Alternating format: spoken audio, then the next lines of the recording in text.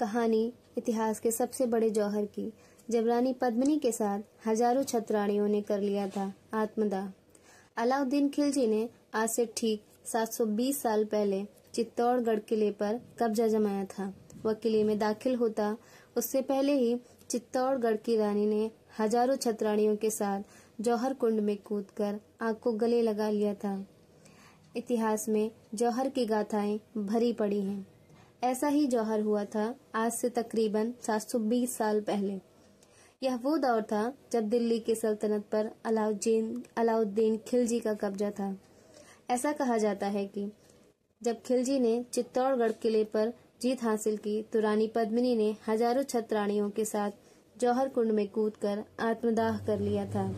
आज भी चित्तौड़गढ़ दुर्ग में वह जौहर कुंड मौजूद है।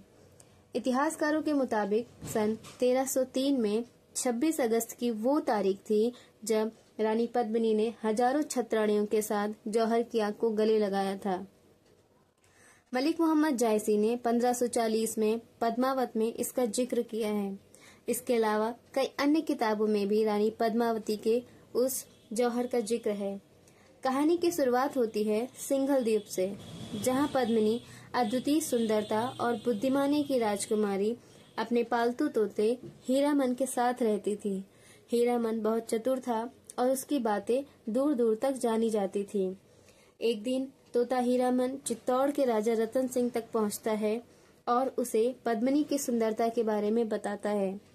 राजा रतन सिंह ने हीरामन की बातों पर विश्वास कर सिंघल की ओर प्रस्थान किया।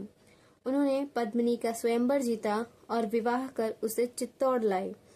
दोनों का प्रेम प्रगाढ़ हो गया और रानी पद्मिनी अपनी निष्ठा और सम्मान के लिए प्रसिद्ध हो गईं। इसी बीच चित्तौड़ का एक दरबारी राघव चेतन राजा रतन सिंह के खिलाफ षड्यंत्र करता है। वह रानी पद्मिनी पर बुरी नजर डालता है। जब राजा को इस बात का पता चलता है तो राघव चेतन को देश निकाला दे दिया जाता है। क्रोध और बदले की आग में जलते हुए राघव चेतन दिल्ली के सुल्तान अलाउद्दीन खिलजी के पास पहुंचता है और उसे रानी पद्मिनी की अद्वितीय सुंदरता के बारे में बताता है। चाचा जलालुद्दीन खिलजी की हत्या हो जाने के बाद अलाउद्दीन खिलजी ने दिल्ली की सल्तनत संभाली थी। खिलजी रानी पद्मिनी को पाने की लालसा में चित्तौड़ पर आक्रमण की योजना बनाता है। वह राजा रतन सिंह को संदेश भेजता है कि वह रानी पद्मिनी को देखना चाहता है और इसके बाद वह वापस चला जाएगा। रानी पद्मिनी और राजा रतन सिंह दरबारियों के साथ विचार विमर्श करते हैं और यह तय करते हैं कि रानी केवल एक दर्पण के माध्यम से ही खिलजी को दिखाई जाएंगी। दर्पण में रानी पद्मिनी की झलक देखने के बाद खिलजी की इच्छा और बढ़ जाती है। वह धोखे से राजा रतन सिंह को बंदी बना लेता है और शर्त रखता है कि अगर पद्मिनी उसे सौंप दी जाए तो वह राजा को रिहा कर देगा।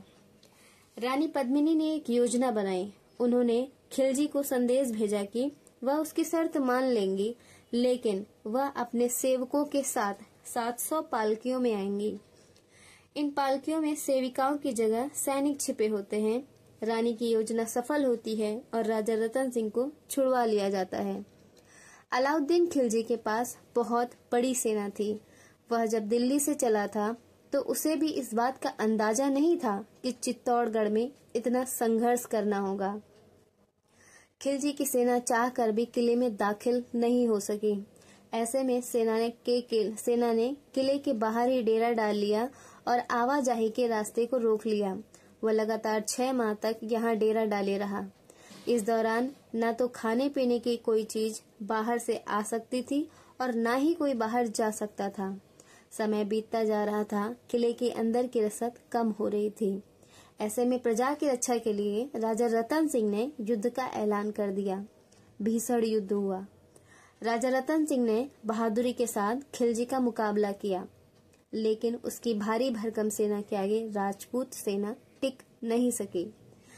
खिलजी की विशाल सेना के सामने चित्तौड़गढ़ की सेना हार जाती है और जब रानी को यह आभास हो चुका होता है कि अब राजा का जीतना बहुत मुश्किल है, तो रानी पद्मिनी अन्य महिलाओं के साथ मिलकर जौहर का निर्णय लेती हैं ताकि उनका आत्मसम्मान खिलजी की सेना के हाथों अपमानित न हो। रानी पद्मिनी और सैकड़ों महिलाओं ने अग्नि में प्रवेश कर अपनी जान दे दी, जबकि पुरुष अंतिम युद्ध लड़ते हुए वीरगति को प्राप्त होते हैं। और खिलजी की लाख कोशिशों के बाद भी वह रानी पद्मिनी को पाने में असफल रहता है। रानी पद्मिनी की यह कहानी साहस, सम्मान और बलिदान की एक मिसाल है।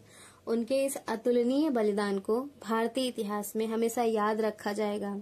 आज भी चित्तौड़गढ़ की धरोहर और यह कहानी हमें नारी शक्ति और आत्मसम्मान की प्रेरणा देती है। अगर आपको ये वीडियो पसंद आया तो प्लीज वीडियो को लाइक करिए, शेयर करिए और चैनल को सब्सक्राइब करिए। धन्यवाद।